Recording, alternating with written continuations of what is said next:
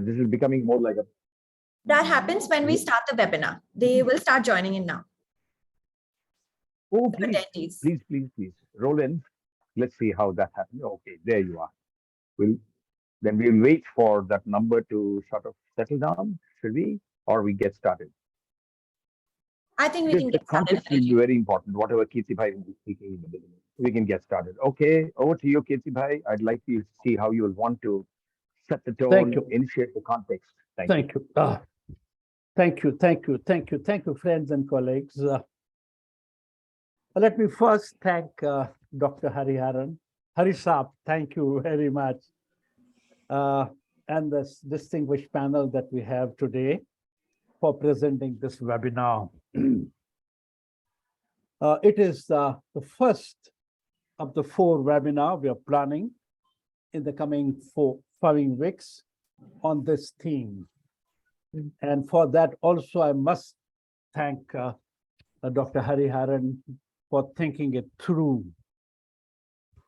While Hariji and the panel debate, expand and elaborate on this subject, which is connecting the carbon dots, blueprinting Chennai's 2030 target, let me take a few minutes to set the context for this particular webinar. And the context is twofold. In the context of the country, India, and in the context of city Chennai. And of course, they are interconnected.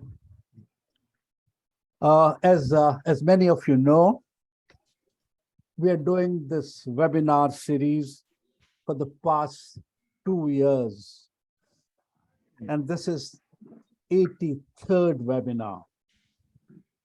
And over 400 urban experts, specialists, administrators, community groups have used this platform to share their views, perspectives on many subjects under one overarching theme, which is called Rethinking Cities, and largely rethinking Indian cities.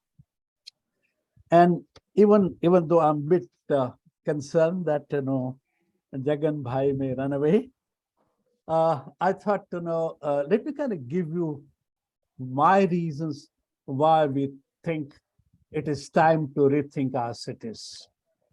And I have very quickly 4, 5, or 6 reasons why one is saying this.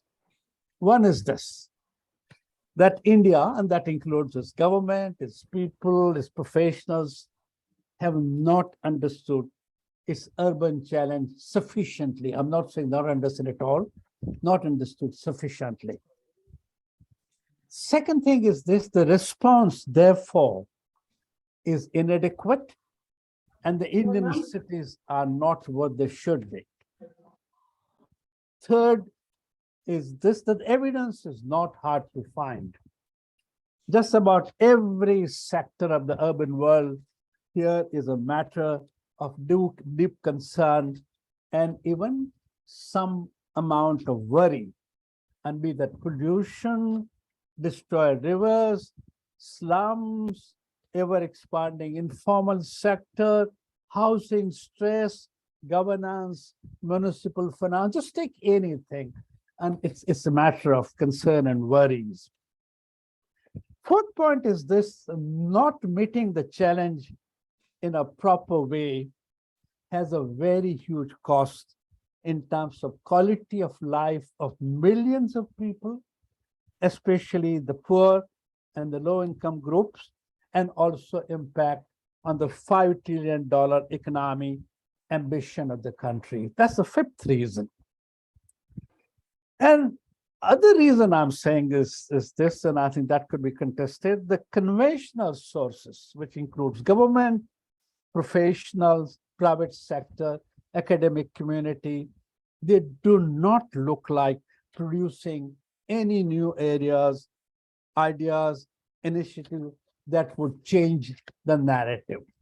And I'm not saying that nothing is happening. If you can't do that. There's a smart city mission, there's a Pradhan Mantri Awas Yojana, there's Swachh Bharat, and there's many other things. Issue is this, that in face of the enormity and complexity of the problem, they do not look like delivering the challenge that we have.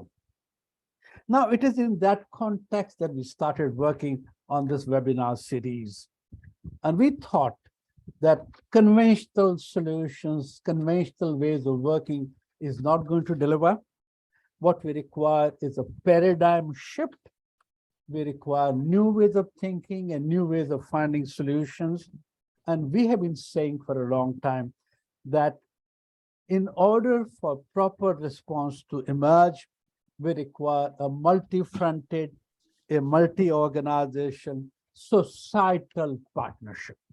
That includes Sarkar, that includes professional, but we require the larger society involved in the process of finding solutions. So that is the framework within which this webinar series has been started.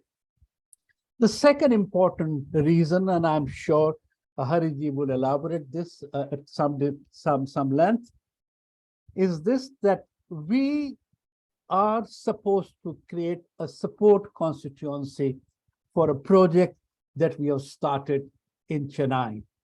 And we call that project Climate Chennai. The idea is to look at what Chennai as a city is doing to prepare for itself in order to meet the climate challenge. We are trying to understand what city is doing, trying to understand, share what is happening, try and kind of connect those people who are trying to do things, communicate, and try and find gaps which exist, which could be filled in. This particular webinar is in that context, is to let people know what is happening, let people kind of know about the work we're trying to do, and then try and kind of look at, if for a period of next 2-3 years, how could we put our energies together so that Chennai is better prepared to meet this challenge. It is in that context that this particular webinar is taking place, and I'm very delighted that all of you are here with enormous knowledge, understanding, and depth of the subject, and we look forward to hearing you. This, as you know, is just the beginning. We essentially are going to run many more, but let us start today and hear you in terms of what you have to say and how do we start. Thank you very much. Hariji, over to you now. Thank you. Thank you, Kirtibhai. You're always very clear on what you want to seek from such meetings. I'm acutely conscious and would want to acknowledge the presence of some very distinguished leaders from across India and the world. We have here K.T. Ravindran, the architect, who doesn't know him. We have Colonel Ravindra Singh, who was the CEO of a very large industrial township and who is now trying to see how he can lock minds with minds such as those who are now participating here. We have Dr. Raval from Surat. We have David Shackleton. I don't know if he's in South Africa or in the United States just now. Many others of this kind. Now, to pick up threads from where Kirtibhai left, I will put it like this to you. The idea has been swimming in our minds for perhaps the last year or so. Kirtibhai and I have been trying to see what we can do to bring something which is beyond the frameworks and definitions and the grammar and idiom that city planners speak. We have been trying to see what we can do to look at these NDCs that the world is speaking about and India is speaking about now, in ways that we can then localize it to be able to translate at city levels and say that there are things like city determined contributions that we can also consider. We are completely at a loss to see how we can do it. This is not terrain that has been walked on by too many experts across the world and in India. So we told ourselves that we will start with this first in the series called Blueprinting Chennai's 2030 Carbon Target. And then we looked around. I got to these two wonderful friends, Mohan Reddy and UV Krishna. Mohan Reddy was the pioneer, the first guy who brought a carbon credit to India in 1999 or some such thing. By 2005, he was doing already about 5 crores of carbon monies that were exchanged between people. Today, he's doing about 35 to 38 such carbon credit projects, but all of them in the domain of the private sector, nothing to do with the government. And then we have UV Krishna, who has straddled from about 1984. He's an IIM Ahmedabad alumni who has been looking at this space of energy efficiency from those times, from 1987, 1990, when the word green still stood for only a color. He has worked with probably 4,000, maybe 4,500 projects. And in each of these things, he has looked at that landscape of that and the delta of energy efficiency that he can bring to existing projects. That is what Krishna represents in many ways. And we spoke, the three of us, and we said, look, here is a far larger beast. How do we look at a city and then say this is the way we quantify the carbon tons that it consumes in a year? And then once we have mapped that, we try and see how we can, offer mitigates and uh, and uh, and contributions that can possibly be taken up by the government, by all stakeholders. I would say industry, the residential sector is always very large in a city. Today, Mohanji will present some aspects of the history of carbon credits over the first maybe 15 or 20 minutes. And you will find that there are some very startling insights, even to people who are discerning and who are informed. After which, we are asking ourselves, and Krishna will help us perhaps more with the raising of questions than with any answers that he will present to us with with any certainty. And that will take us to these questions. How do we map the hows and the how to's and what's of first the national determined contributions and then translate it to the city determined contributions? How do we make a city, Chennai or whatever, climate action oriented? It's easier to use these phrases and words and raise these questions than to actually get to answers, is something that the three of us felt, Mohan and Krishna and I. So, what are the specific metrics that we can sort of get the next generation of analytics professionals to sort of work on in the next year or 2 years that we have at INHAF to see that we present some things that are beyond what are currently being done by governments? How many of us as citizens and even as researchers, and I ask this question very advisedly, understand how much the regular living out of our lives in an apartment or as office goers who go to an IT park or to whatever else, connect with the carbon emission that we are. I mean, if you're consuming, say, 300 to 500 units of power in your home, how much does that actually translate as carbon emission for a year? I can tell you that it's about 26 tons for a simple middle class family consuming 10 units or 8 units of power in a day. How much does a million liters of water discharged by any apartment contribute to carbon tons? One mapping, and Mohan Reddy will possibly reaffirm that as we discussed today, shows us that if it is 1 million liters of water, 1 MLPD, it's approximately 6,000 tons a year. And there are ways of monetizing these things too, but that's a larger debate, and I don't want to go into it. In the context of a city, how many million liters is that? If it is 2 billion liters today, or 200 crore liters for Chennai, and if it is therefore multiplied by 365, about 73 to 75,000 crore liters, what does that mean in terms of carbon? And are there ways of bringing efficiency there, which can then become part of the city determined contributions of Chennai? I could give you another example of how, for example, how today's buildings contribute to 35% to the daily demand or whatever of a country and therefore of a city. How do I bring that down? And if that delta can be sort of translated to carbon contributions, what does that mean? How do you and I solution sustainability in a way that the city can determine its contribution, and therefore, add to what the country's NDC would be is part of that question. We don't know how we will take this forward. We are looking to learn from the two distinguished panelists we have called today. Thank you, both the Shahs, for being here today.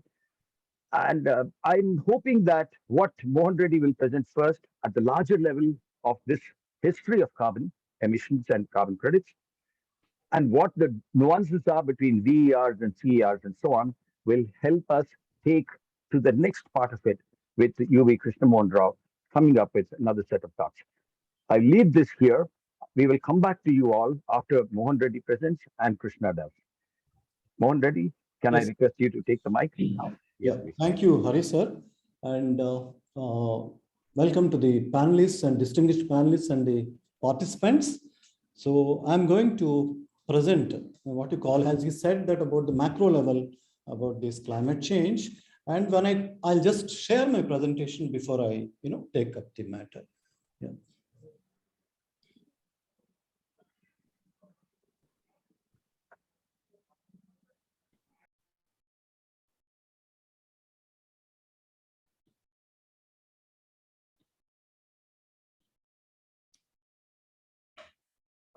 Is it visible, Hari sir?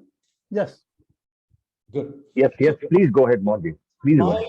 my presentation talks of origin of the carbon story. When I say story, this is the story of the past, story of the present, as well as story of the future. Why is that? Because the climate change, everybody is aware of it. My forefathers might not have felt the impact of it. And whereas we are seeing, you and I are seeing what's the impact of this climate change. And we're also seeing the future, that is the children and their children, how they are going to be affected by the climate change. Therefore, it is a story of the past, present, as well as the future. When I present the facts, I'm presenting in such a way that what existed earlier, what is happening now, what is going to happen in the future with respect to the climate change and impacts in a macro way. And from there on, I think my friend, Mr. Krishna Mohan Rao, will take over. Yes.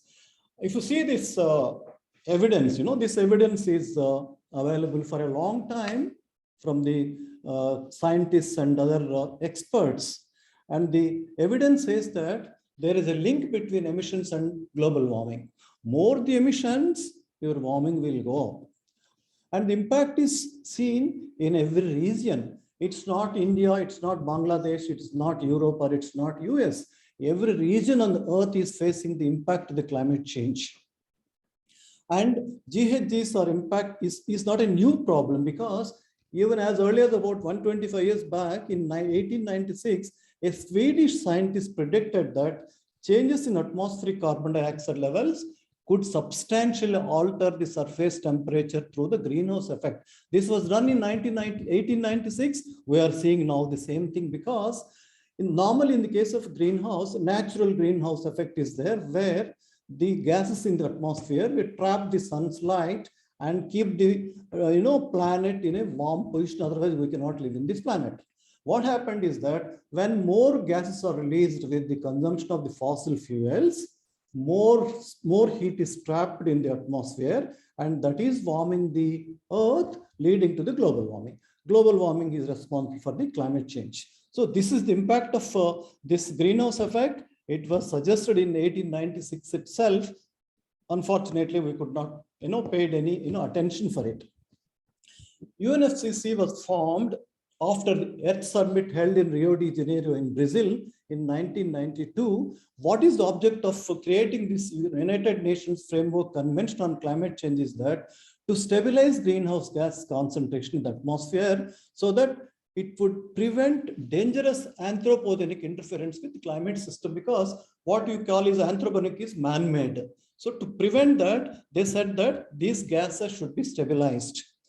Then there is something called Intergovernmental Panel on Climate Change. It is formed in 1988. It was formed by two institutions, namely UNEP, that is United Nations Environment Protection Agency, as well as World Meteorological Organization. These two have formed this IPCC to assess the scientific evidence in respect to climate change, and it impacts on various categories, whether it is species or human beings or the sea levels or the droughts or the food production.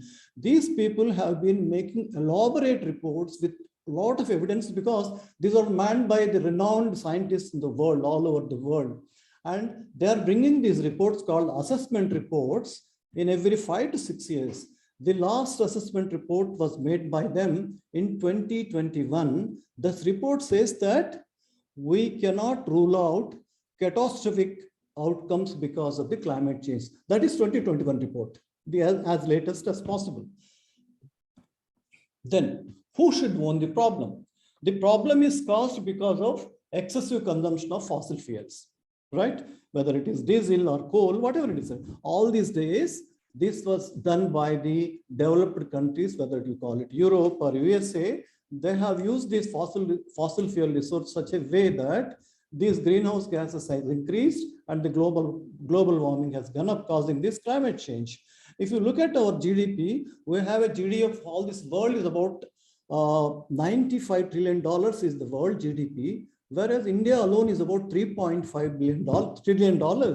And what the developing countries have been asking these developed countries that spare about $100 billion every year so that this amount can be utilized whenever they face a problem, whenever they face a calamity, so that some mitigation can be achieved. So that was not acceptable for anybody, whereas we are prepared to spend about $1.1 trillion for a defense budget because to kill each other.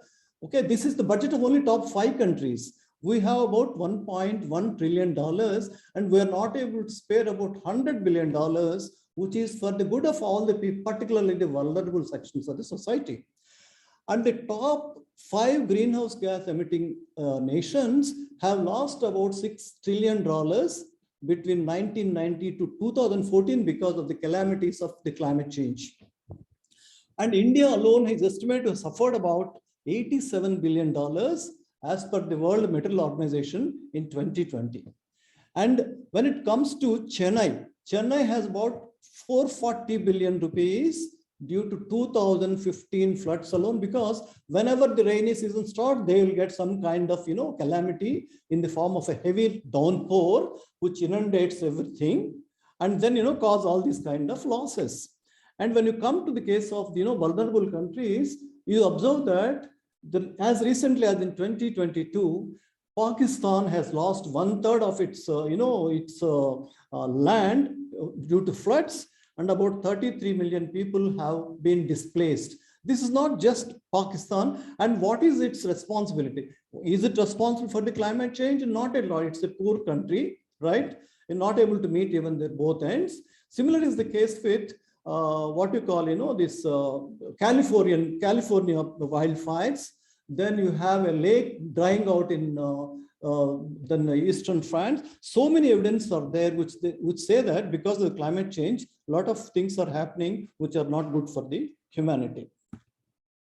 Then you have tried many protocols. It started with the Kyoto Protocol. It was signed in 1997. The protocol says that developed nations should finance the developing nations in setting up of emission reduction projects. They can set up a renewable energy project, they can set up a waste energy project, and whatever emissions have been generated will be purchased by the developed nations to meet their own targets. That was the Kyoto Protocol. And we have been taking all kinds of projects. Billions of dollars have been shared, changed hands from developed countries to developing countries. But ultimately, it's found that but there is an issue here. What the issue says that a project will be viable only with carbon finance. A project will be viable only with the revenue generated out of sale of carbon funds. The question is that will anybody start a project? It's not viable. Therefore, the stories could not be taken for a long time. And the prices that were ruling around $16 to 16 euros per ton of carbon dioxide has fallen down below $1. That's how the protocol has failed miserably in 2012. Then the people have been negotiating, countries have been negotiating, what can be brought subsequently? In 2015, all the 194 countries have come together. They say that we will sign an agreement. They call it in Paris Agreement because it was executed in Paris in 2015, which says that let us keep a cap on the what you call temperature rise below 1.5 degrees above the pre-industrial level temperature. At that 1.5 degrees, what these IPCC says that it is possible to save the planet. Then what happened is that each country is supposed to release something called intended nationally determined contributions. They are nothing but climate plans. The climate plan should specify what they are going to do to mitigate their emissions. For example, India will say that I'll improve my agriculture, I'll reduce the energy intensity of agriculture. India will say that I use all my waste to energy or to biodiesel or whatever it is there. Or they say that we will increase the capacity of the renewable energy. Like that, they give a plan for it and say that we will do this way to mitigate the what you call to reduce the emissions. These are all climate plans. These plans are supposed to be given every 5 years. The second update has been done in 2022, where they what you call they update the measures what they intend to take. But only thing is that you have a binding obligation, but there is no penalty for failure to achieve the target. So this is one of the what you call lacunas of this Paris Agreement.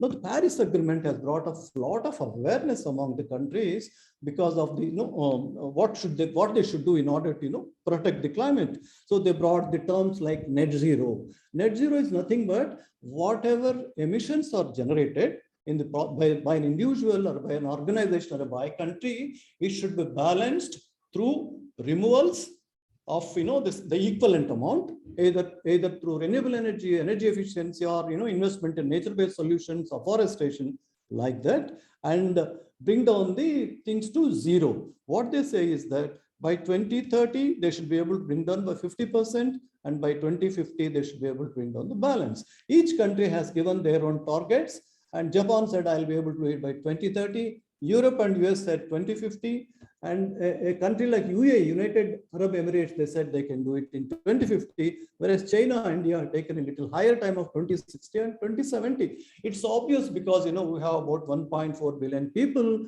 and majority of the people still require that their standard of living is to be improved. Therefore, government of India thought that they need to take little more time to bring that net zero to India, so they have given about 2070. And I was told that Pune has declared that intent to work on a net zero of 2030, which is, I think, much better than India's target of 2070. So the context, what I would like to say that why Chennai cannot lead among the Indian cities, because, Chennai has the resources, Chennai has the intellectual manpower. Why they can't, take this lead among the Indian cities? If you come to GHG emissions of top 5 countries, absolute figures if I take, for the 2019, China is about 12.06 billion tons, whereas we stand at 3.36 billion tons, and US about 5.77 billion tons. So China is leading the entire because they are setting up left, right, and center all the coal plants. And when I go to the per capita consumption of each of these countries, if you see that China is because 8.41, whereas USA is 17.54 tons. Why? Because the population difference between China and USA. And when it comes to India, we are still at 2.46 tons per capita. If you see the sector wise, which are the sectors that are contributing to the this GHG emissions, electricity is the major sector, more having 1/3 of it. Agriculture is about 21%, manufacturing and construction 17%, followed by transportation. Buildings, again, they're about 5%, waste is 2%. This is sector-wise, distribution of these greenhouse gases in 2019. And we have a declaration in Glasgow that is in COP26, when the Prime Minister Narendra Modi said that my climate plan is like this. He has given 5 elements that he is going to impact in order to bring down the emissions. He called them Panchamrit. This Panchamrit has got 5 things. One is reach 500 gigawatts of non-fossil energy capacity by 2030. Non-fossil fuel energy comprised of the ethanol energy, then biodiesel, then electric vehicles, and propane, these kind of things which are not fossil based. So they said 500 gigawatts by 2030, and reach 50% of your installed capacity of electricity through renewable energy sources, whether it is wind, solar, hydro, etc. And you have what you call, cutting carbon intensity by 45% by 2030 over 2005 level. This is through energy efficiency and all those measures or technology transfers. And cut total projected carbon emissions by 1 billion tons by 2030. Okay, so with these things, what he has suggested, and he has declared net zero by 2070. This is what we are going to do. I think we are doing pretty well as far as these targets are concerned. And the expected scenario is that India's 2021 CO2 emission was 2.88 gigatons in 2021. And in the regular scenario, business as usual scenario, we don't do anything. It is going to be 4.48 gigatons. And Panchamrit's target, we said that is about 1 billion tons. So it comes down to 3.48 gigatons. And thereby our emissions are getting reduced by about 22%, which may be an ambitious goal, but not impossible. And India is a role model for one reason, because if we achieve 1 gigatons by 2030, per capita CO2 is coming still down by about 2.31 tons, which is quite incredible. And US still at the time will be for 9.42 and European in 4.12, UK is less 2.7 and China is about 8.88 tons of per capita. So India is clearly the, far ahead of all these countries. And if you see the other thing, there are solutions available, for achieving the mitigations. Everything revolves around the renewable energy, hydrogen energy, and energy efficiency, waste to energy. These are all things which can be done by any person. You find, for example, you put about 10,000 square feet of solar rooftop, you save about 500 tons of carbon, and you have got so much capacity available in these cities. If you touch these cities, put a mandate that everybody should go for what you call a rooftop solar. People are putting, still I'm telling that if something can be done, maximum emissions can be reduced. And every 1 million liters per day of water gives about 6,000 tons of CO2 reduction. Every 100 KLD will, in a central air condition, if you can change the water, top of water, you get about 600 carbon tons. So many more examples are available. This can be used by the individual houses, by the malls, by the hospitals, by the commercial buildings, IT parks, all these things will reach there. So what is the summary ultimately is that climate change is not a fiction, it is real, and you have got abundant scientific proof to prove that climate change is happening. And least developed countries and the poor in the city are the most affected people because they don't have any fallback mechanism. And rich countries, in order to protect themselves as well as protect the planet, they need to transfer funds as well as technology for implementation of these carbon reduction projects by all the countries. And Chennai can lead with this initiative with carbon matrix at the center of climate action plans. I think this is what my brief is that, and I request Mr. Krishna Rao to take up from here onwards, unless you have any other question to me. Thank you, Mohanji. We'll come back to you. And I'm sure there'll be questions, thoughts, insights that we will get from the two distinguished panelists, both the Shahs who are here. Jagan Shah has been with the National Institute of Urban Affairs. There's so much more that he's done, and we will put some profile of it on the chat box soon. Jatin Shah is now the president of Focus, an architect, interestingly, who is now being nominated and appointed as the president of the Forum of Critical Utility Services. What is an architect doing in critical utility services is a question that many would want to ask. And when you listen to Jatin Shah, who is from Colliers, India, you'll begin to see how architecture has to go beyond the envelope. I'm aware that architect K.T. Ravindran is also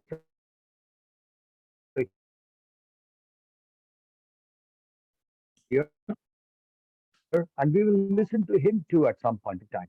Asking is, can Chennai inspire green city plans? Can corporate Chennai inspire such climate action? Can other such stakeholders also do this? That was essentially what we wanted to do in this first of the series. Once we set a tone with this first one, I'm hoping, we all are hoping at INHAF that the dynamics will evolve over the next few sessions. Kirtibai said that we will have 4. I don't know, maybe we'll have 6, depending upon how we get the right leaders, the right thinkers to push the envelope, push the dimensions of this central thought. Well, to pick up the thoughts from here, Krishna, I know you have worked on it for a long time. You can stop share of the screen, Mohan. Yeah. Yeah, sure. Krishna, you've been working on this like a child. I know you've been working on, the last comma and the semicolon over even the last, say, 5 to 6 hours. Uh, After what Mohan Reddy has set as, as whatever tone and context, the expectations from you would be higher. He raised the bar. You have to remember that. And there are a lot of wonderful He raised people the bar. here who will provoke. Yes, in some way. Let's start sharing the screen. Over to you, Krishna. Yeah, thank you very much. You take your time, and then we'll listen to the panelists. Then we'll open it for discussions with the rest of it. Is my screen visible? Is my screen visible? Yes. Oh, thank you. Wait. I'm on slideshow mode. Is it visible? Is it in slideshow? Yes, you are on slideshow. Hare Krishna. Hariom Tatsat. Thank you, Kitty Bai, for this wonderful opportunity. As Hari was mentioning, I took up this topic, I think, sort of audacious to have taken up this responsibility. I must mention saying that only after accepting this responsibility, I have begun to read a bit about climate action plans. So if there are pockets of ignorance in this, I request the audience to please, forgive me. Okay. But I think I'm representing the citizens and the city man. From that perspective, I think, my reflections will be true and truthful. So rest assured.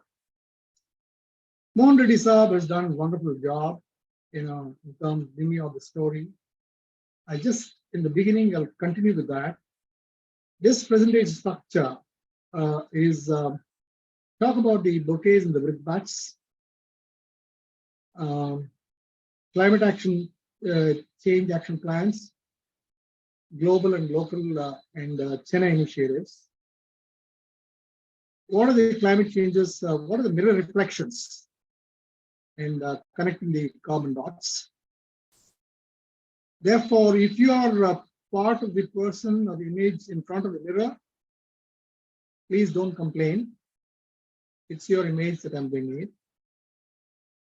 We will cover about the magnitude of the time bomb, why, how, and who to deal with it with respect to climate change action, and who do you complain to on the subject.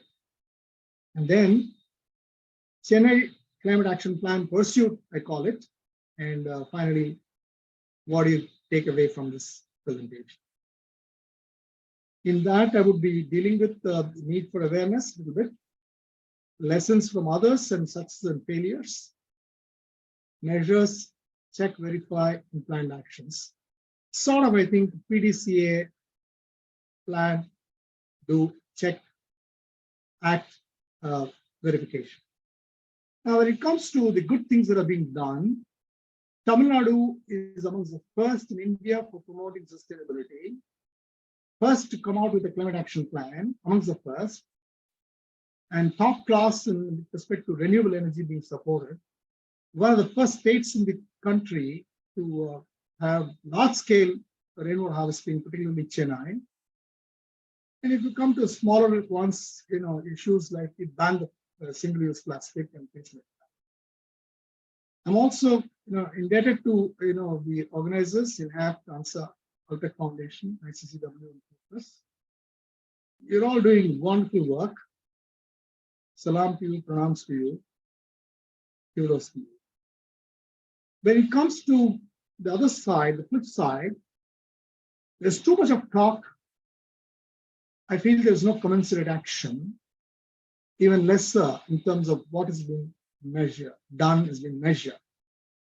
There's a lot of noise, webinars, seminars, workshops, meetings, reports, studies, investigations.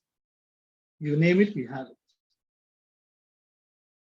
There's lack of sensitization to the right segments, lack of large-scale public enlistment, large-scale continued ignorance on global warming and sustainability. still it's supposed to be somewhere else getting impacted and not necessarily me. Perhaps I have very little to do about it, kind of attitude. 99.99% of the population, particularly the city population, is my view. So the big facts are not from me, that's all in open. It's very evident, people won't keep quiet.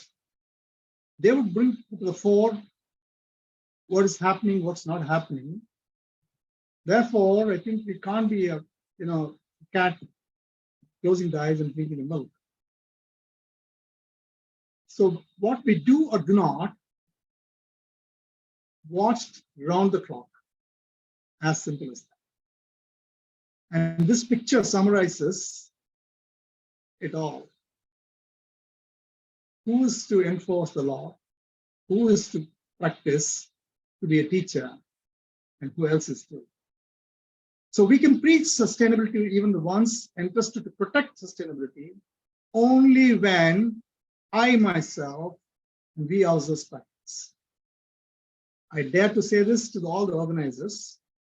I think we need to move in this direction of saying, okay, are we measuring what you're doing, or it's one more even tick mark? Pardon me for being forthright and straightforward, but I think this is something that we need to face. Now, when it comes to Chennai Climate Action Plan pursuit, in terms of what perspective do I present, was the question I had in mind. Do I talk philosophically? Do I talk statistics? Do I talk scientific? Do I talk about fear of God? Or do I talk about making money? Which is actually sustainability in 99.99% of the case.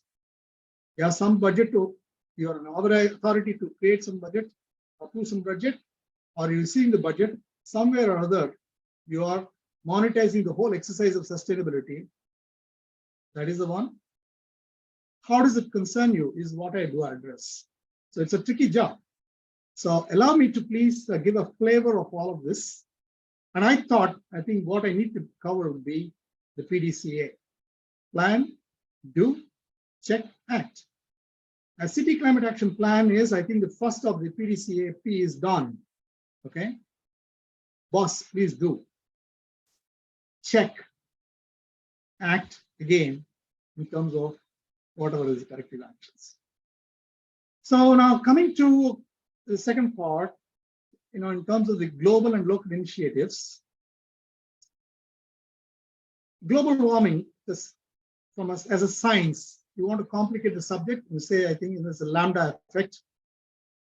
Earth is not affecting, there's a barrier, so heat is not going back. So the globe is getting warmer. Okay. But if you ask 99.99% of the people, they won't understand this. But if you are one of the 100, almost 100 of you locally will understand this example, that you are fuming inside a car in the sun with no air conditioning. This is local warming. When do we make sure every action we do or we don't do is having this kind of an impact on you? My reaction would be different, okay, than you say a very, very macro picture where I can't comprehend and I don't know what to do, and so on and so forth. This is very simple.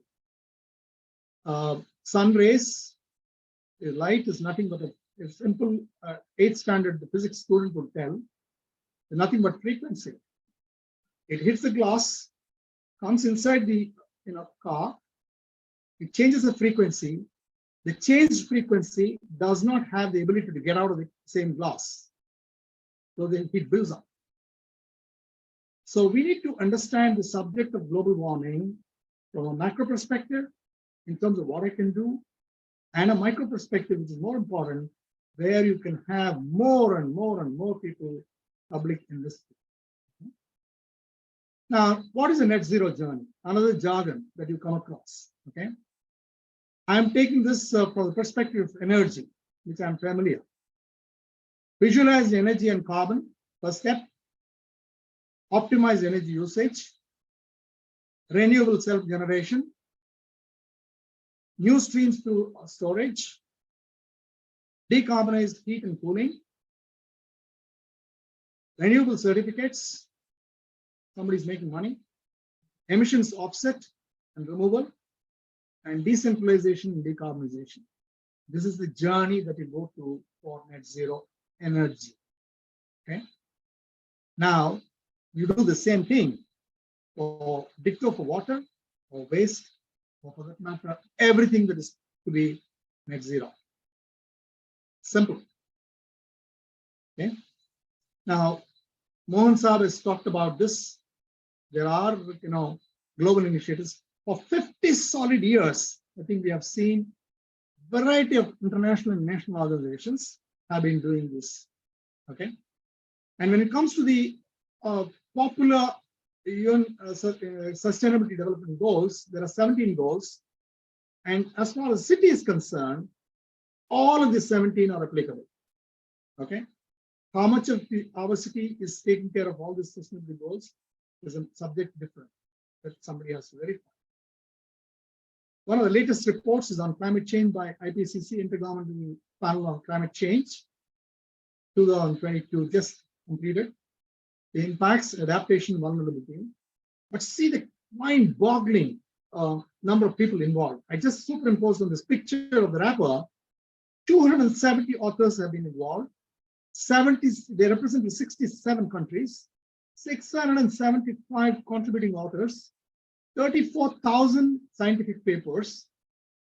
And 63,418 review comments. There are people who are working on this science all the time. Nothing is short of this, okay? And when it comes to city, we are talking about a city climate action plan. Why cities are important? Cities are the culprits. Simple. Cities are the cause and the solution.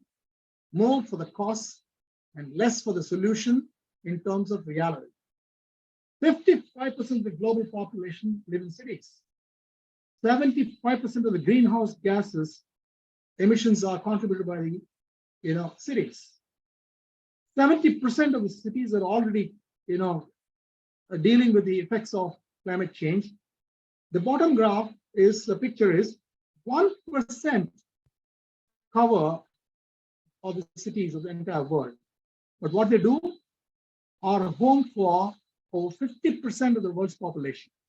Just 1% surface, 50%. The third one is even worse. Produce about 80%. Produce means actually we are devastating 80%. We are the guys who are doing this. Consume about equal amount of 78%. Similar, therefore, this picture is summary from UNDP City one of the reports, well-made reports I've come across. It says, I think, very clearly, unequivocally, saying that cities are the problem. Okay. Therefore, there are, as I said, there are lots of organizations who are working on this. Tamil Nadu government is now different. Okay. I will flip through this 15 slides. Please bear with me. This is just the Chennai Climate Action Plan that was presented in September 2022 for the public. Okay, it was kept on for public review for a period of maybe 2, 3, 4, 5 months. Okay, there are 55 slides in this.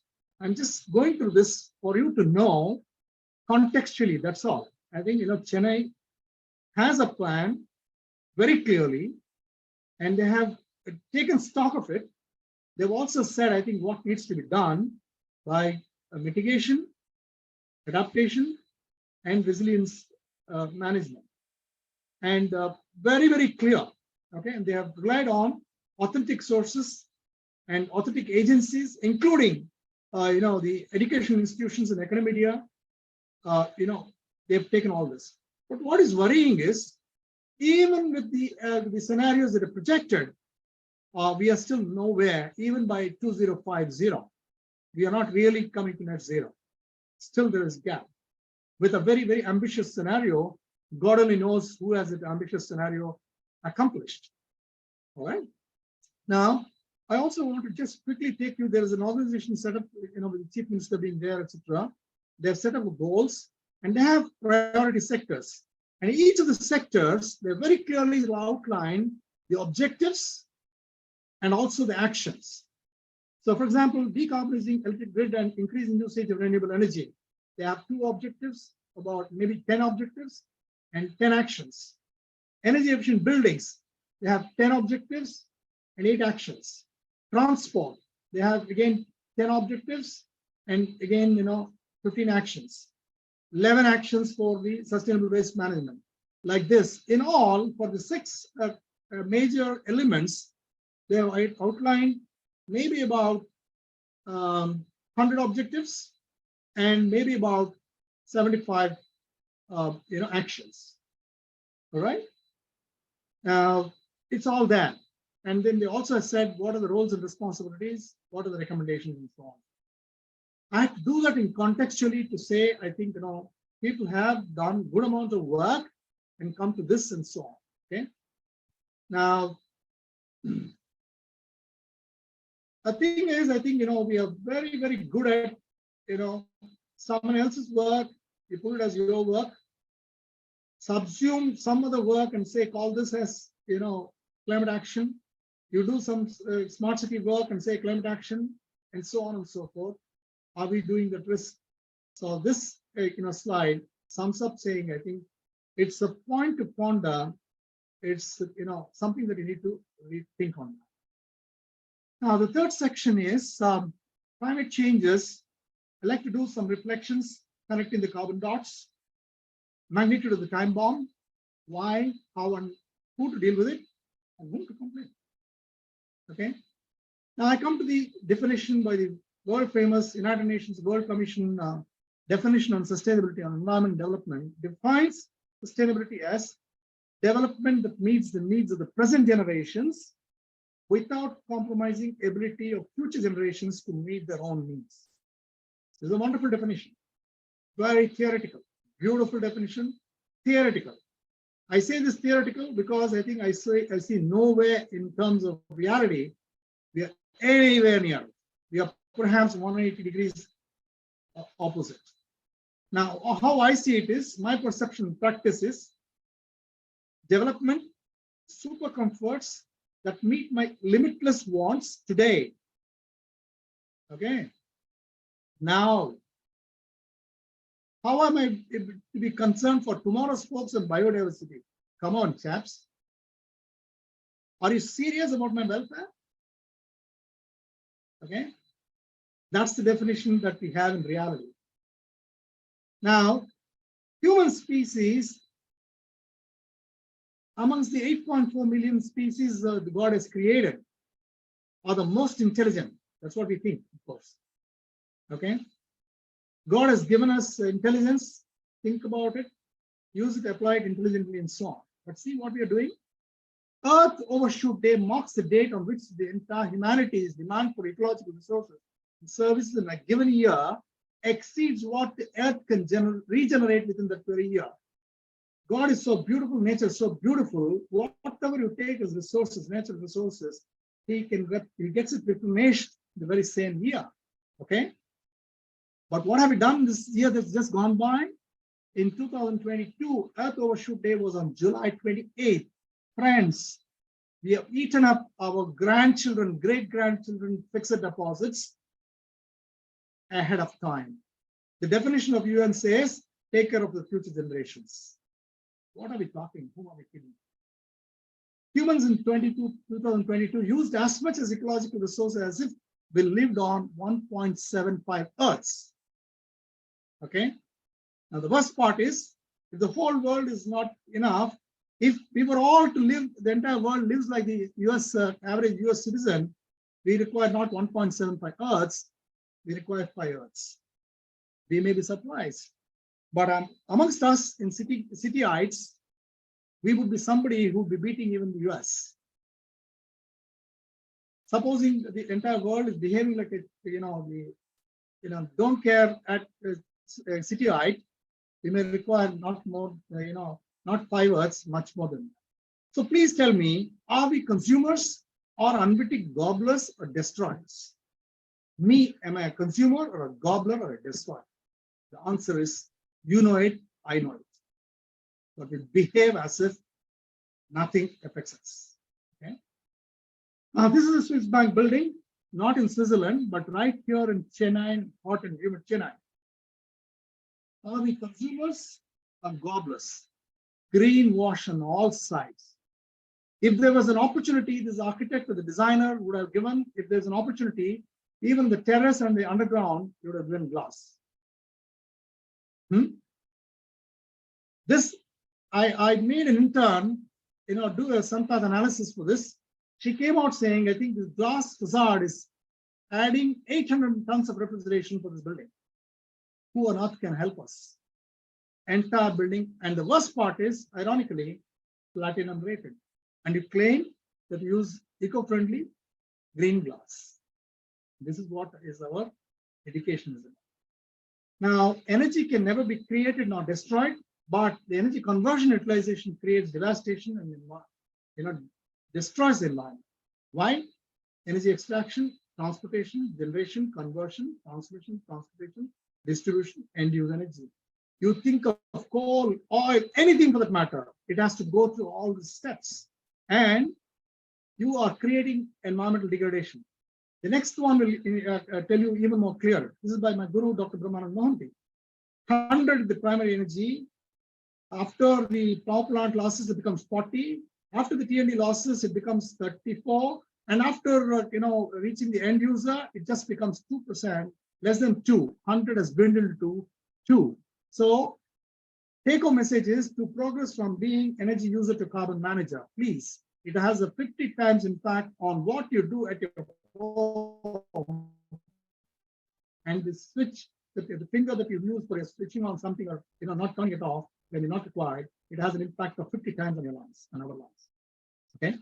Now, this is a beautiful thing. Okay, this is all in public domain, so I have nothing against or for any of these companies that I'm projecting. It's all in public knowledge. Giving back more water than we take. Beautiful. Very nice. But who is doing work on the billions of bottle plastics that have been generated? He's a producer in charge, trader in charge, and as a consumer, am I in charge? Water forward, one step forward, but neither the producer nor the consumer is responsible for billions of plastics that are dumped. I call this one step forward and 1 mile backward. Therefore, one step forward and 4,800 steps backward. Now, please challenge me if I'm wrong. Pardon me if I'm wrong, but please, wake up, and then please wake up people from this stupor. Now, this is Coke example. Quickly, I'll go through this. In the Coke, just 7% is going for the materials that it goes into your stomach. The rest is all nonsense. Okay. Again, one step forward, 4,008 steps backward. Today, collectively, we emit 50 billion tons of CO2 year after year, every year. Okay. 50 billion tons, I think, is very difficult to comprehend. Okay. Now, here, you just imagine 1 ton is what it is. The man is pygmy. What is there beneath? What we construct today, we leave behind emissions legacy. Nature buried the carbon millions of years ago. Human tribe brought it to the fore as black coal, oil, coal, and now the whole world employment is managing carbon. We create employment for a problem that we have created ourselves. Okay. Now, a city man consumes about 10 units per day. Okay, all energy put together, and it actually means per year 2.9 tons of CO2. And if you were to mitigate in his lifetime, he has to plant and nurture 136 trees per year, year after year. So supposing you are 70 years, just imagine that you have to, before you're gone, you should have planted and nurtured about 10,000 trees. for just the emission that I'm doing, wittingly, unwittingly. Can I ever plant, nurture, 139 trees per year? I'm guilty. Now, one step forward, two steps backward. Dr. Hariharan, how much time do I have? I think my clock says it's 5 minutes. Yeah, it's 7. It will be useful if you can close up in the next 5 minutes because we need to listen to Dr. Shah and Mr. Jatin Shah. So how much time do I have, please? About 5 to 7 minutes. Thank you. So I'll go fast. Now, this is the, the Chennai is getting a 5,000 crore RO plant. Okay. The rivers are dead. There are no open wells in city. Okay. And we go for, lakes are all gone. There are many streets and roads are named after Lakeview Road, etc. For example, in Nugambakam, in Chennai, it's called a Lakeview Road. There's no lake. In West Mamlam, there's a Lakeview Road. There's no lake. So, we have completely destroyed whatever, is required to be in sync with the nature. We do it, and then we do something which is completely wrong. And we have domestic RO plants where the Supreme Court has to come and say, it's not, permitted, etc. And we have right here in Chennai, an RO, a water purifier, which is zero energy, zero waste water purifier. A domestic RO plant wastes about anywhere between 50 to 75% of water. Now, this is supported by IIT Madras and CSIR and so on and so forth.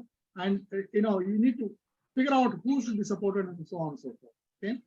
I was just saying, I think this is three appliances, one a cooker, another one a juicer, another one is a shaver. See the kind of muck that is created. See the size of the utility item that we do. We have every item we do it. Now, this is I think 40% of the 9.4 million tons of plastic waste is left uncollected, littered and dumped as landfills. And India is one of the top countries in e-waste. 7% of the entire world's gold is doing there. When we squander and we do it, this is from Dubai. Dubai Metro Rail has put this one equipment stock for energy conservation. So this is a beautiful thing.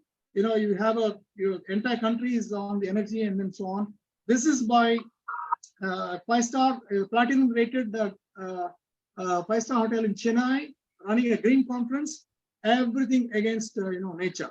Okay.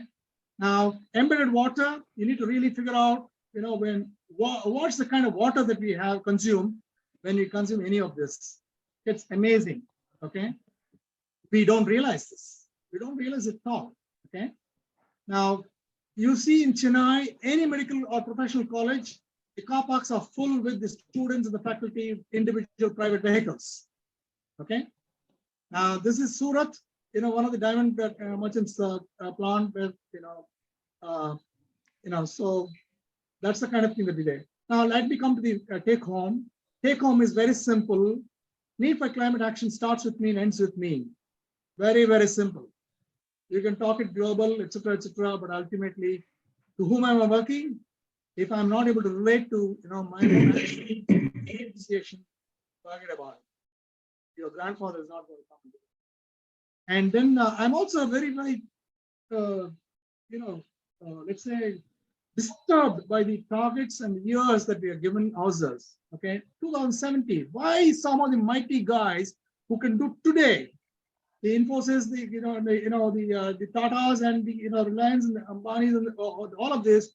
What some of the actions they can do today? Why they should shift it to 2030 or 40, 2050, 2070? Marry, how do you feel if you are asked to marry in 2070 when you consider yourself eligible and 30 now? How do you feel getting to the beauty pageant in 2070 when you are 17 now? Now we need to have a perception of what we're doing. Okay, I'll skip this. I will also skip this because this is climate change made simple. I think you can have this. And this is to just say, I think if the government agencies are now saying, please, do green production, green products, and so on and so forth. This is Nirmala Sitharaman saying this.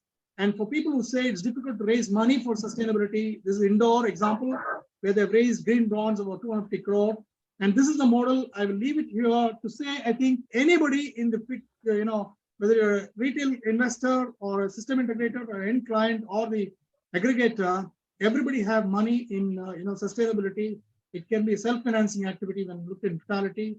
I'm not going to go into this. And one of the things that I want to speak is, I think many people, they say they don't know, okay, about climate change. And almost 100% of the people I talked in Chennai, 100 people, heterogeneous group, this is a fact, okay? You like it or you may not like it. This included doctors, chartered accountants, auditors, the common man, accountants, and so on. None of them knew anything about Chennai Action Plan, climate action plan. And one of the complaints that have been made by the public is it's not in the Tamil language, and no commoner knows your Chennai climate action plan. I wonder what we are talking, whom we're addressing, and what we're trying to do. Okay, so awareness and sponsorship and so on and so forth. I'm just going to conclude by just this, takeaway slides. Two of them, Hari, please give me two minutes time. This is not Nyan. A lot of work is available in terms of recommendations, but I venture to give this. Tons of information is available. Cities are the major contributors. PDCA is the answer. In climate finance, budgets and funds are not made in hurdles. You can do it.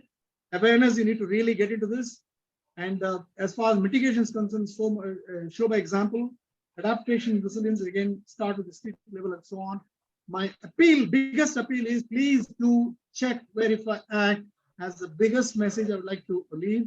And I also like to leave saying that time is the essence.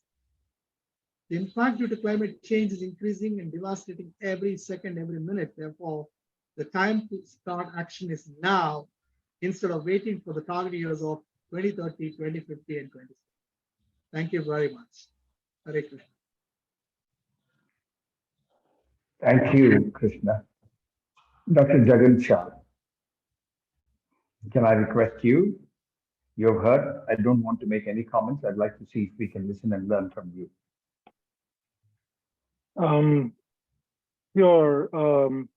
Hariharan, happy to add my 2 bits to what has been a very somber presentation of facts.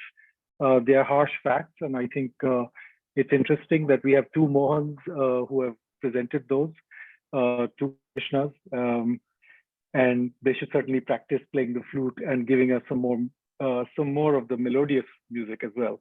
But having said that, I think I'd like to start with what Dr. Krishna Mohan Rao said at the end, which is time is of essence.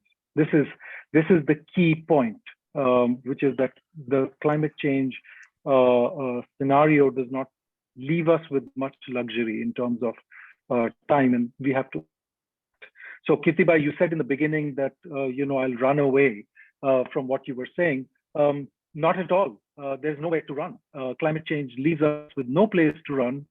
I have children. I'm concerned about their future. And I think both the presenters have talked about sustainability and the definition of sustainability, which came to us from the Brundtland Commission. So the most important moral imperative here is that we have to act and we have to preserve this earth for our children. I think another important thing here is starting from a position of knowledge. I think what we just heard in the 2 presentations is that we know what the problems are. And I don't think we need to go anywhere in the world to actually learn what those problems are. However, our cities are broken. As Dr. Krishna Mohan Rao said, our cities are the mess. They are a mess because of a number of reasons, which I can't go into right now in any elaboration. However, as I said, we have to act and we have to fix this problem. And how do we go about doing that? We have a duty of care towards our next generations. Chennai is a particular subject of interest for me. When I was director of NIUA in 2017, we started shaping an initiative along with the Madras Chamber of Commerce and Industry, which I believe is a very important stakeholder in Chennai, because they wanted to talk about sustainability. And we did hold a very large conference along with the MCCI on the subject. And what we essentially touched upon in 2017 were the kinds of issues that are still lingering in our conversation. And that's what makes me despair, that it's been at least 5 years in my own experience since we talked about Chennai and sustainability in Chennai, and yet the actions are slow and they're few and far between.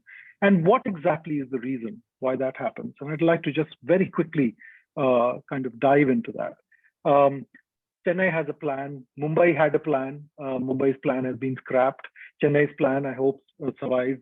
India has a plan. It presented a long-term low-emission development strategy at COP27, which talks about how to fix our cities and so on.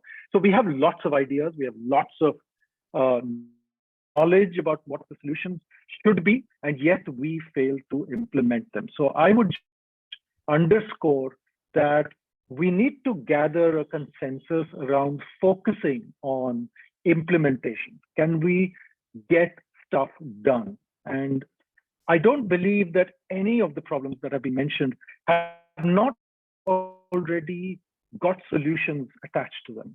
Not one. It's either the private sector or the public sector that has solutions for every one of the problems.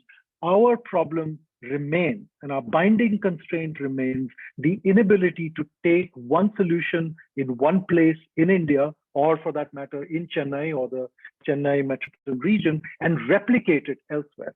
This is the key constraint we have. We create these islands of excellence, we create islands of success, and we cannot spread it system-wide. We cannot standardize it. We are not able to do that. And there are a host of reasons for that, which have got to do with chronic problems, systemic and structural problems with the way our cities are managed, governed, planned, or not planned. Let's not forget that Chennai has adopted a very large regional development plan. So for us to talk about Chennai and not talk about the Chennai region is, to me, an anathema. Climate change action in Chennai must take the entire region into consideration, if not the larger watershed of the Deccan region. City-determined contributions is a great idea. I believe that this is something that's in line with a white paper that my organization, Artha Global, brought out last year, which is titled Localizing Green Transitions. We need to think about cities not only as cities as some kind of a hardware. We need to think of cities as economic entities that are throbbing with economic life, and therefore they are the nucleus as well as the centers where a number of different economic functions intersect. So they're at the end of supply chains. They're also at the beginning of supply chains. They are consumers as well as producers, and so that complexity, which has been referred to by both speakers, is something that we need to come to grips with. This is not a trivial issue. How do we actually deal with the complexity of the city itself? I believe that there are at least two dimensions to this, which we should at least start talking about. One is, to use the jargon of energy discourse, is the embedded aspects of the city, right? So what I would call the metabolism of the city. This is built into the very physical fact of the city. It's got networks, it's a system of systems, and it has people using those. And then there is the second aspect, which the Indian government has now adopted as one of the NDCs, which is lifestyles for environment, life, right? So there is the metabolism of the city itself, and then there are the people who live in that city who are economic actors, and they move around, they need transportation, they occupy buildings, they may be occupying buildings inefficiently, that's a aspect of how they use buildings, they produce waste. And if you look at the three key areas where GHG emissions have to be reduced and where resilience has to be built up, it is waste management, transportation, and building. This is the three main areas where we need to focus our attention while looking at the larger moral and philosophical aspects of all of this.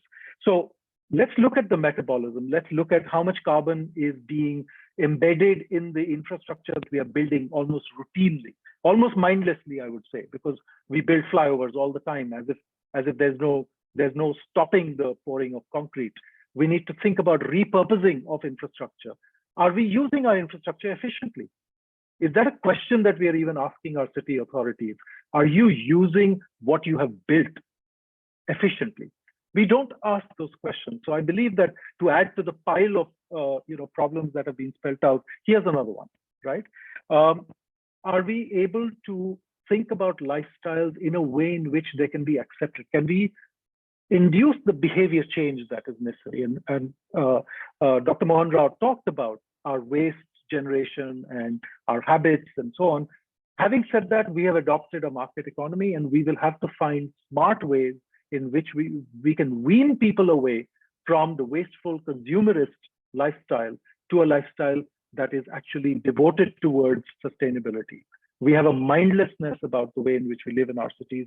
And sadly enough, parents don't seem to care about their own children's future. So, that's another subject for another conversation. But to quickly sort of close on some points, I think we need to take cognizance of the fact that our cities are weak in terms of the ability to manage not only the complexity that I have described, but simply even day-to-day functions. We are short-strapped in terms of funds, functions, and functionaries. We don't have enough devolution of powers to cities. We don't have enough people on the ground to actually manage things.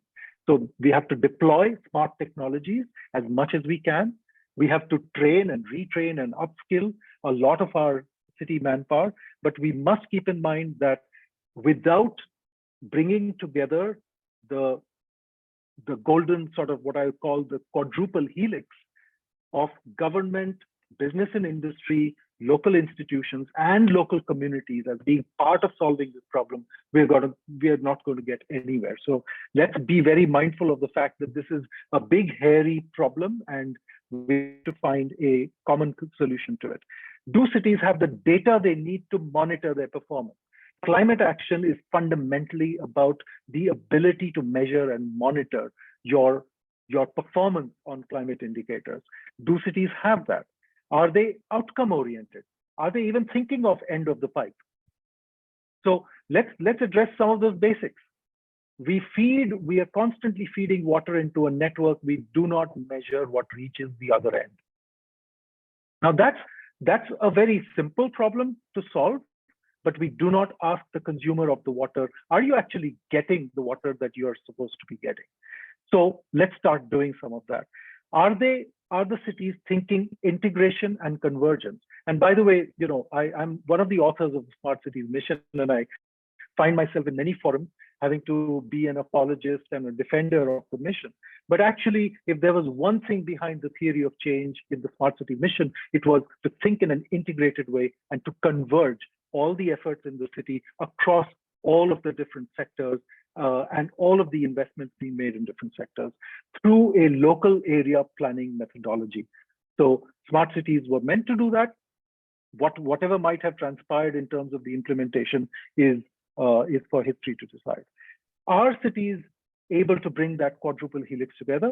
Are they also indulging in greenwashing? Dr. Mohan Rao talked about greenwashing, and I think we need to be watchful of this because a lot of public messaging that comes from local governments as well as other government levels of government tends to veer towards greenwashing. That the very stated intention, what they call sort of virtue signaling, as they call it, is in itself an outcome, but it isn't. So we need to measure whether we are actually building those outcomes. And my last few points is we need to think about those solutions that I talked about. We have gazillion solutions in this country. It is a country replete with knowledge, replete with things that local communities, governments, private sector have created as solutions. Why are we not focusing our attention on actually replicating and scaling those? I'll give you two very small examples. And it baffles me why we don't think more about just these kinds of things. We are talking today about pumped storage. For those who don't know what that means, it's essentially a renewable source of energy. It's like how a hydroelectric project works. We're talking about actually building ahead of pressure in water storage, maybe using solar pumps, and then that energy stored in that water, we're going to generate energy from it. We have hundreds of cities in the hills of this country who regularly pump water into overhead tanks for the entire city. I know Darjeeling, I worked there, Tiger Hill. and we don't generate energy from the water coming down from that. Why are we not thinking about that? Why are we not thinking about solutions that I've recently found last year in a city like Rourkela, where local vegetable and poultry and fish sellers, women federations who are selling this, want to reduce the 30% of produce they waste at the end of the day? How? By making refrigeration units which are solar powered on the back of three-wheelers, so that they can reduce the spoilage, they can reduce food waste. Plus, they're smart enough that they want to use e-commerce, electric scooters with people delivering their produce to your doorstep.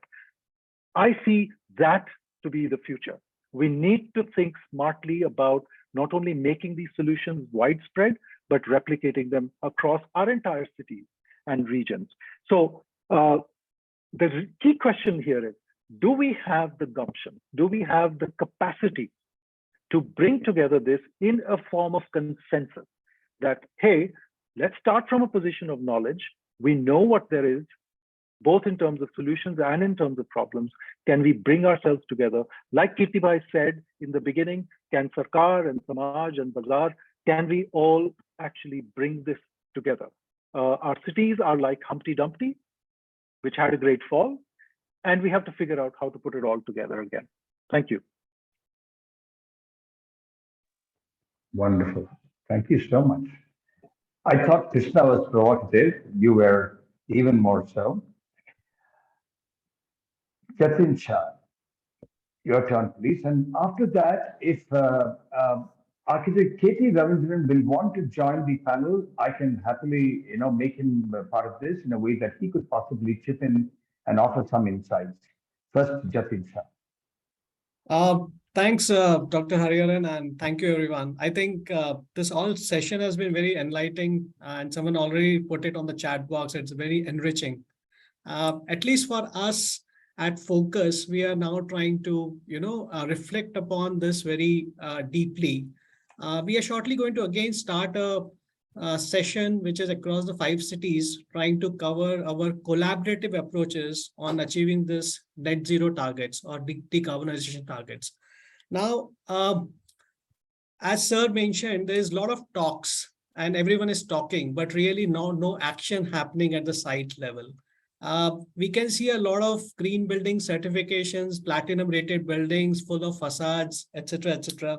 But are we really thinking the way we used to think when, we had, I would pay my regards here to, Professor Doshi, but he was one of the pioneers who used to think about all this in his architecture. The language used to reflect upon this. Are we missing those issues? These are some of the, but I have a few questions, Mr. Hariharan, if you allow me to ask this esteemed panelist, because I think I will never get a chance to do that. May I start with Mr. Mohan, a few things, and this is a learning for me, sir.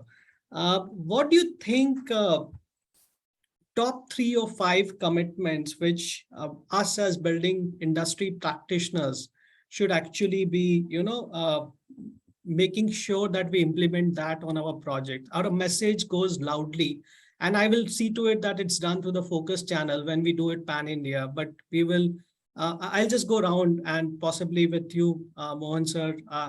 Dr. Hariharan, do you want to bring in architect, we can include him also in this and hear his views also, Mr. Ravindran also, if you want to. So Mohan sir, with you. Wonderful. Krishna, do you want to respond to this? Yeah, if you want, sorry. You mentioned that you wanted to bring, Mr. Ravindran on this. So yeah, it will be good to hear from his views as well. I did, yes. I just want to make it more interactive and hear from all of you, because this is one area where we can actually bring together some action point, because that was the motion which set out when we started hearing from all of you on this lecture. What should we put the action plan as? That's right. Krishna, okay, over to you all. Should I? Yes, Mohan sir. Yeah. So go on, Krishna, you want to speak? Yeah. Yes, sir, please, Mohan, please do. Yeah. basically the actions which normally anybody can take very easily, in my view, is renewable energy, energy efficiency, Please speak. water management, and waste management. These are the four things I think he's that are having a applicable challenge to, with his line. pardon, sir? Pardon? Hari, sir? I think we lost him. No, he's there. but I mean, you are Yeah. able to hear me? I can hear you. We can Yes. all hear you. So these are all the four elements that are available for any industry, for any commercial building, or for any hospital. And these can be done because you have got solutions available ready-made. Whether even what you call, if you talk of renewable energy, the only problem is the policies of the government. They brought policies, they say that they restrict the kind of capacity you can install. I have a capacity to install about some megawatt of power in my premises, but the regulation says that you cannot do that. You can only go up to 50%. So this is one constraint. The central policy is something and state policy is something. So this is where the conflict is there. Otherwise, everybody is interested to set up as much as possible the renewable energy. Similar is the case with energy efficiency, which is the most profitable one according to me, because the payback is almost less than 2 years. If I invest on energy efficiency intervention, my payback is less than 2 years. What better investment can be there? So one is that you are getting back your money. You are also helping to reduce the emissions. That is second one. Third one is the water solutions. What Dr. Hariharan is a pioneer in this, that is the most easiest way to treat the water, and waste minimization. You've got several ways out there for waste minimization. Therefore, according to me, these four can be implemented very easily. For example, if you take the case of Chennai, the Chennai Municipal Corporation is promoting what you call, the municipal waste. They are trying to make bio CNG out of that. Already about 6 projects have been sanctioned. So this way, I think that, much change can be brought out with respect to these things, sir. Thank you, sir. Mr. Krishna, you mentioned about IGBC Platinum, you mentioned about IGBC Green, and a lot of, or USGBC LEED. We all know about it. It's happening on the industry, on the building industry, sir. Do you really find this certifications are, okay, there was an intent, and I would not say the intent was not right. Intent was there, but do you find it slowly becoming ISO certification module where every building is doing it? Or do you think industry is actually doing that part which building industry should be playing, but much more can be done beyond just getting a LEED certification just for to say to everyone that I am a LEED certified building? What are your views on that? A larger view, so that we at focus level we can then drive this point along with other industries and possibly try to see how we will walk the talk. So, some of your quick views, sir. Certification or rating is maybe one of the many issues that we need to address. Fundamentally, are you going after efficiency on a permanent basis? Are you doing the right thing? Is what is more important. Same platinum rated building, if the op is going to live for 100 years, and for a bulk of the time it is operated inefficiently, what's the point in getting my platinum rated? It is good to have platinum rated. Yes, definitely yes. Some baseline thinking is there. Hopefully there will be some thinkers who would say, fine, why not, if I am able to do for the same cost, why not I do it, kind of thing. But the bigger requirement would be, I think, during the operations where the bulk of the cost is in a life cycle basis, 95% in a building life, you need to address that. Are you addressing it? Are the planners addressing it? Are the policymakers addressing it? Is what is more important. Okay. We have seen in platinum rated buildings, as we are speaking, 20-25% savings are possible. Yeah. So rating is good, but I think you need to move much beyond that. The picture is much bigger to concerned about. Right, sir. Right, sir. Let me give us. Please allow me to go back to the same example. Yeah.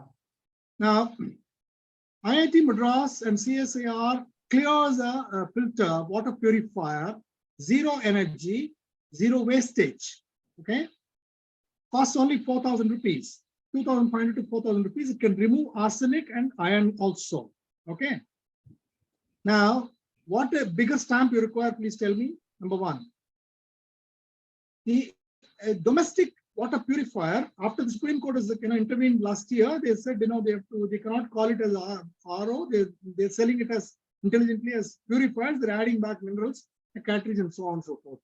If you're having a domestic water purifier, it costs 10,000 bucks, and in a year, under some pretext or other, you're spending about 2,500 to 3,000 rupees. Okay.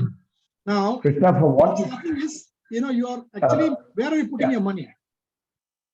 Where are you putting your money?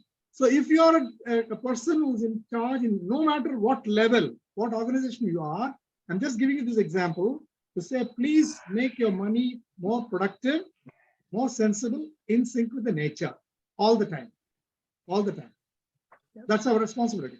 Yeah, I agree with you. I agree with you. And 5,000 crore is one tender for a desalination plant in Chennai. 5,000 crore. Krishna, if you don't mind, for want of time. Yeah. For want of time, Jatin Shah asked you a very simple question.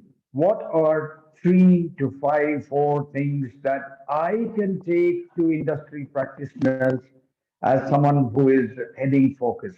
What are those 3 or 4, 5 things that you would want to offer him?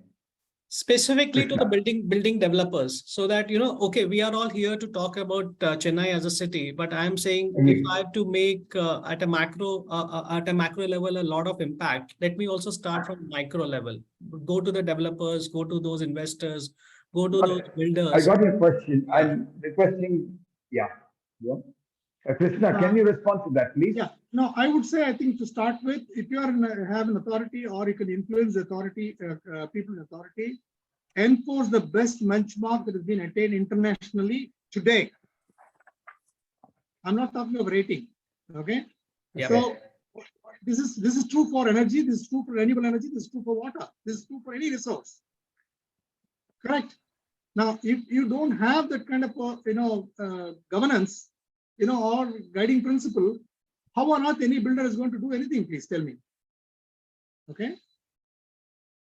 Second is, I think, make, as I've already mentioned, make not for just the beginning, but make responsible from cradle to cradle, responsible for including the safe disposal, that the Mother Earth requires. Please don't take any project, don't be a part of such, decision making. If you're able to influence, no matter what level you are, you can still, bring over that, kind of influence on the people, whether you're working private sector or public sector, it does not matter at all. Now, in your complex, apartment complex, if there's no hot water, rainwater harvesting, practice, you don't require a government to, intervention, no? You go, go to the president and tell him saying that, please have these rainwater, harvesting implemented, right? So this is the point I'm trying to say. I think what is within our hands, I think we should try. And Krishna, I have to stop you. Krishna, we are really running out of time. This is well past 90 minutes. Very quick, Architect Ravi, can you come in, please? What is your take on what you've heard so far today over the last 90 minutes? Thank you. Yes, please. Good evening, Hariharan. Thank you. Good evening, sir. Thank you for giving me the opportunity to speak. Yes. I wanted to make a few specific points, not general issues. First thing is that I think this whole discourse that we are on about 2% and 1.5% and all that is it's someone else's job, because there's very little you can do about the impending climate crisis. However much you implement your green plans, it will be a flea bite on what is happening. We can in no way stop the melting of the poles. We cannot stop the sea level rise. Right. There's very little we can do about all that. because there are also larger reasons like solar flares and planetary alignments and those things which are actually impacting the dynamic nature of the Earth's crust inside. So those are very large issues to which all what we are discussing about, saving energy and water and all are just flea bites. This is the first point I wanted to make. And unfortunately, the international discourse in all the summits are only centered around these percentages and how to reduce them and so on and so forth. Whereas the real action is required on ground. Take very specifically the issue of Chennai. I think somebody had just today brought out that Chennai has lost some 440 billion rupees because of the 2015 floods. It's a fantastic point. But what was the real cause of these floods? Has it been investigated? Now, Jagan Shah did bring out the issue that the regional plan is a more critical thing for Chennai than just the master plan, which I think is dot on point. The entire watershed area starting from the Eastern Ghats, coming down from Kanchipuram down, the entire water is discharged through 3 estuaries in Chennai. And if you look at how Chennai has become, or Tamil Nadu has become an industrialized, prosperous state, it is because this whole watershed has been invaded by industries on a planned basis, not an unplanned basis. Okay? Huge industries have been given 500 acres, 800 acres of land, and they're more or less all concretized. All the water system, the whole region, sub-region called Tonde Mandalam, which is known as Tonde Mandalam at one time, was full of water harvesting systems. Yeah? Hierarchically ordered ponds, which were actually spreading the water from one to the other, and there was some kind of a management of water, retaining water in places so that it becomes a water-rich area, which then later became the rice bowl of Chennai, rice bowl of Tamil Nadu. Today, all that area has been destroyed by industries, engineering colleges, medical colleges, every kind of infrastructure that's required for becoming a prosperous state, which it has become. It is to Chennai's credit that they've become that. But unfortunately, this has had the most reverse kind of implication on the watershed management, including the Chambrambakam Lake, which used to hold a lot of water in the south, was completely atrophied in 2015. And it could not hold the water at all. And there is no way we can control the storm surges and the tsunamis which are going to come and hit the land. And it need not come to Chennai. It can come to anywhere in the hinterland, and the water will flow down only through Chennai. What can Tamil Nadu do about this? Will it have the guts to investigate the reason for this flooding, last big flooding, and can they actually look at action on that front? They most probably cannot act because all the commitments to the industries are there, the investments are there, the populations and the jobs are there, and this is the primary cause for the flooding of Chennai in the scale that it had. Now, are we ready to ask questions of this kind of uncomfortable questions to our own planning action? That I think is the first issue. Second thing is that if you look at the way Chennai has been developed, there used to be something called the Tamil Nadu Slum Clearance Board, and the primary function of this board was to provide housing for the poor. Wonderful cause, and Chennai was a pioneer. Tamil Nadu was a pioneer in 1972. They started the plan with sites and services schemes in Chennai, and today it's pretty advanced in creating more and more housing units for the poor. But where are these things located? They are invariably located in low-lying areas and in ponds. Even now, they are still developing areas north of Chennai, which are totally inundated when there is a flood. They're developing those areas into industrial areas and industrial housing. Thousands and thousands of units are created on top of ponds. And the first rain All the lifts are underwater, everything is flooded. You live on the 15th, 16th floor, and how are you going to take your water up?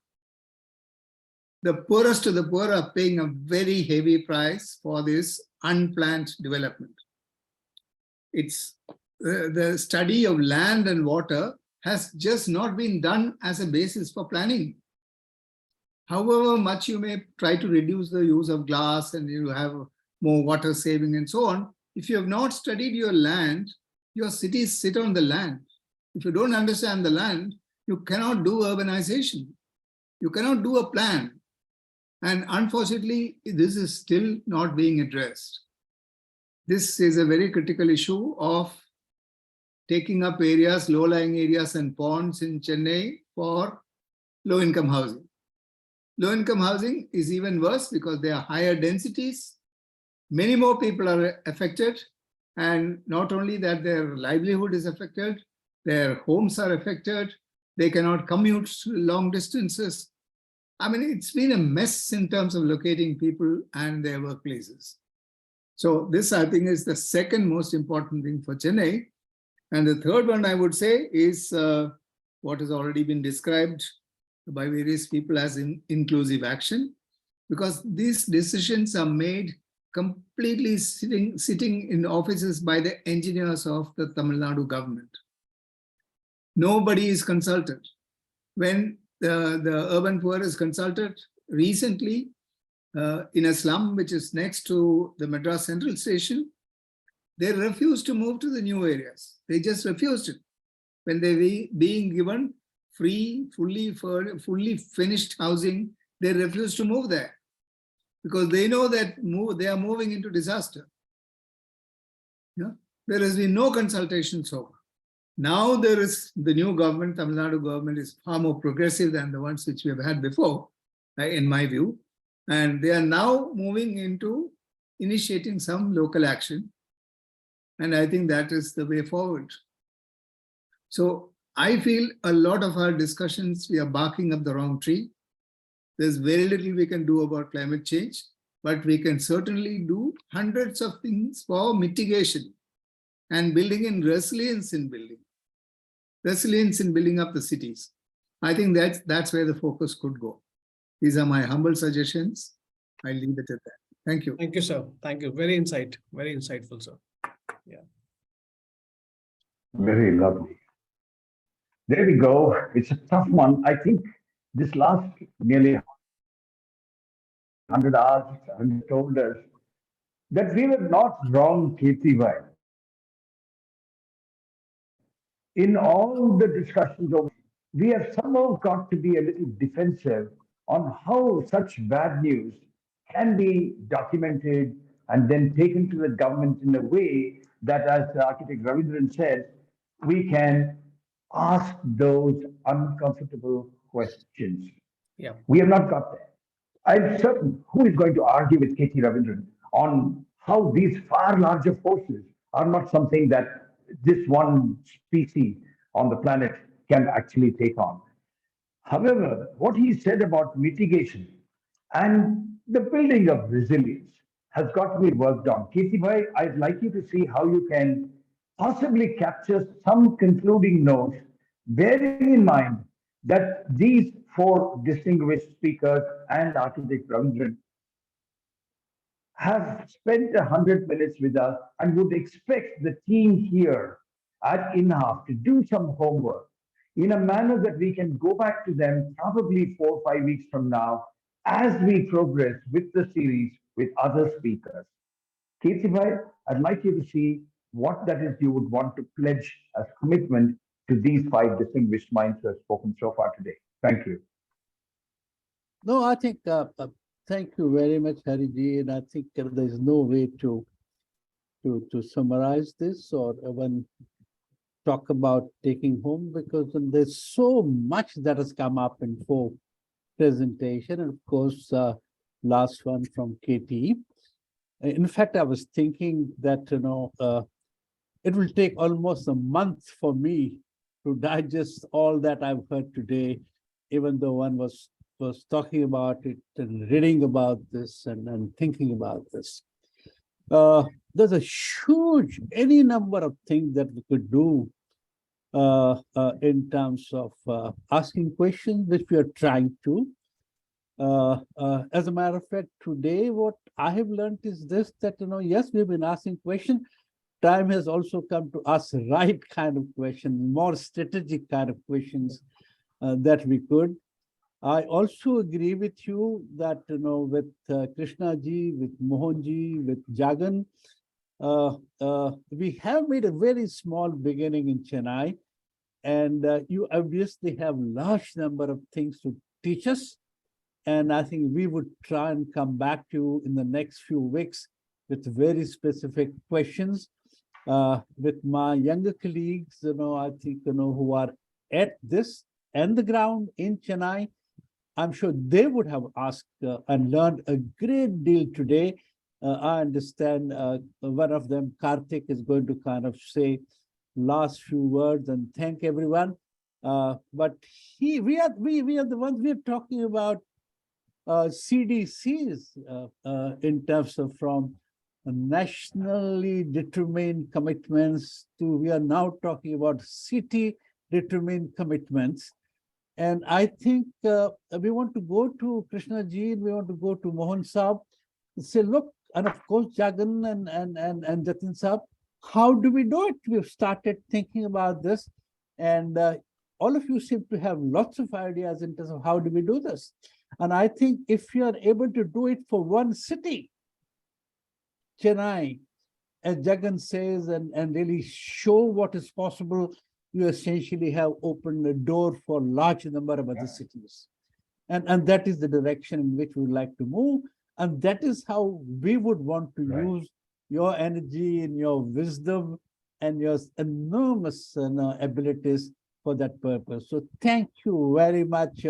Karthik, are you going to kind of say thank you? Because it's an overwhelming. Before Karthik speaks, yes, Kirti bhai. I'm glad you said what you did. Before he speaks, I asked you about a pledge of commitment. Let me tell the two speakers here, Krishna and Mohan, as well as the two Shahs who are present here, that I, I I'm very confident that if you are offered a set of data, collated well, reasonably well analyzed, you will be able to throw some further few angularities to what we are now seeking to do at the Climate Action Plan, or climate as it's called, at INHAF. I therefore make a commitment, foolish or otherwise, that in the next 4 to 6 weeks, with some reasonable commitment and work that these youngsters at the Chennai team of INHAF will offer us, that we will come back to you. We will come back to you with certain kinds of very specific numbers drawn. As you all know, with data as difficult as it is to secure in India, we can only do some orders of magnitude which are intelligently, shall we say, guesstimated in order for us to secure one reasonably large picture with that jigsaw falling into place with more insights that you will offer, the four of you. Wonderful. And as for Akif Ravindran, thank you for being here. Thank you for being here, Akif Ravindran. And I would like to think that what you said is absolutely commonsensical, very pragmatic. And but then the bit that you said about mitigation and resilience offers hope, offers optimism of what we can do as humanity, and as Jagan Shah said, as what we can do to set an example in Chennai. Jatin Shah, you and I work together at Focus anyway. I'd like to see why we do that series that you want to, that we are all planning together at Focus. We will, of course, have it partnered by INHAF, by ICCW, by any other, but institutions of this kind from Chennai who are willing to work with us. We wanted to have the Madras Institute of Development Studies person, Janak, today, but for some reason he couldn't join. We will get him to join us also another time. So this confluence of academia, thinking, analytical people here, leaders like you, who can't be put into some institutional sort of stereotype, and then of course all these researchers who are working with us. I think we'll come back to you on that. That's my commitment. Karthik, you. over to you for a very brief whatever. Thank you, No, Jatin, for being here. before Karthik, take me another half a minute. And that is to Yes. all four of you. Sir, we are going to come back. We need you. And I think there's an enormous amount of knowledge and wisdom from which we could learn. And therefore, I'm not making a commitment. I'm essentially demanding that you give us time and energy when we come to you with our That will own happen. suggestion ideas. Yes, thank you very much. But not without our homework done, Kirtibai. No, Not without homework. I couldn't agree with you. I think homework will start tonight. Don't worry. And at Focus, my commitment to all of you gentlemen is that we will translate this into action points. That's what Thank I'm you. going to drive within the Focus team with all your support. So we will do that. That's a pleasure. Thank you. Thank you. Thank you, Thank you so Jatin. much. We will speak to Ravi Shankar, we'll speak to Dominic, we'll speak to V. Suresh, many others. We'll see how we can move that. Karthik, over to you for a very brief whatever sign off. Thank you, Arijit. Thank you. I'd just like to Turn say on the that, video if you can, please. Yes, yeah, I'd just like to say that I think a lot of pertinent questions have been raised today. But the most important take for me is that climate change is an issue which is much bigger than Chennai itself. And I think the realization that it is such a big issue and that global action is needed is quite the take for me. I would just like to finish by thanking everyone for their participation in today's webinar. This has been Connecting the Carbon Dots. Thank you for attending. Thank you. Thank you, everyone. Krishna, my special word of gratitude to you. I owe you a deep debt for all the numbers of hours we have spent the last 10, 12 days to make this happen. Thank you, Mohan. Thank you, Krishna. Both of you. Thank you, Mohanji. All right. Thank There you, you go. Krishna We spent a ji. lot more time. Thank you for your Jatin patience. Saab. Thank you, Jagan. Jagan came in, I Thank think, you. at almost at the last minute. And Thank you. thank you. Thank you. Thank you, That Dr. was Dr. Thank you. Jatin. Bye-bye. Thank you. Thank you. absolutely remarkable. Yeah. And this is the first of the series we are running, and Hari Saab is putting together. We're going to kind of come and seek more and more guidance and advice from you. Thank you very much. We do. Thank you. Thank you. Thank you. Thank you. Thank you. Thank you so much, all of you.